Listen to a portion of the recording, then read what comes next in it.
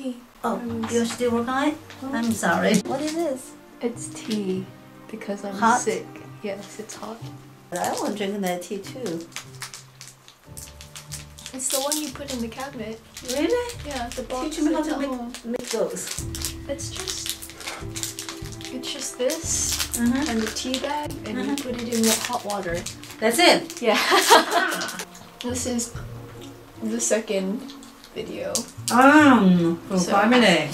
Yeah, I can come back. Actually, since we still have a little bit of time and I have tea to drink, keep going for a little bit. Hi Jerry. It's spring break. And I'm sick. Also, it's raining. I'm working on entering this. Learn to live green. All artwork must reflect an environmental theme through subject matter or the use of recycled, reusable, or sustainable materials. Environmentalism. I don't really think environmentally, it's just not something that occurs to me. But if you say environmentalism to me, I think of these two things. Both by Yume on DeviantArt, and they are gorgeous. I started from her artwork and I was trying to look for similarities so I could figure out something to go off of. And what I noticed was that they featured humanity but warped. But they both have that element of humanity, and so I wanted to include that. I did have another thought occur to me. That was from Human's comic. Yeah, nature doesn't care. We're another species and we happen to be detrimental to ourselves.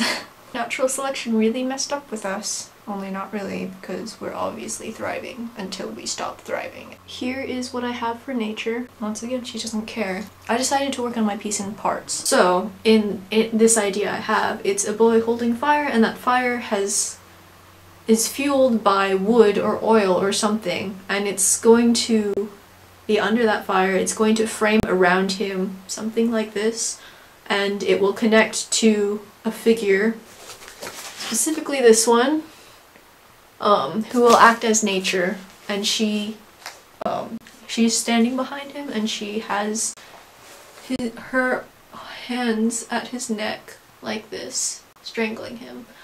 Actually, not like that because I can't really strangle myself, but yeah, no. Obviously, I do have an image for nature. Unfortunately, I don't have a solid idea of what I'm doing for the child. There is a 75% chance that he will end up male. There's the remaining 25% is leaning toward androgynous. My problem with the child is he will have features that will define him racially, and I don't really know what to do about that. Should I hide him in shadow? Should he be white with blonde hair, black hair?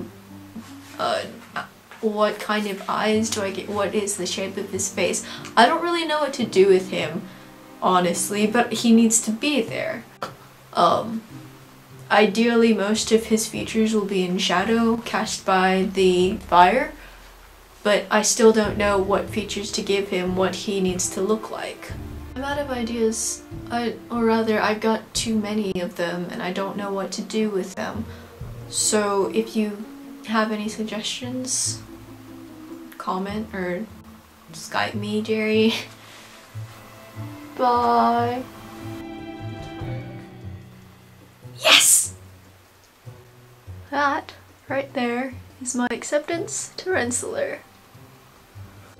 While I was applying to various colleges, I'd kind of stuck it lower on my priorities because the admission deadline, or the application deadline, was something like January 15th. Rensselaer was one of the colleges where they were like, Daniela, you have to apply to us. The deadline for our early decision is coming up, you should apply. Daniela, it's okay. The deadline for the early decision one has passed, but you can still apply to early decision 2. Daniela, it's coming up. Can you please apply?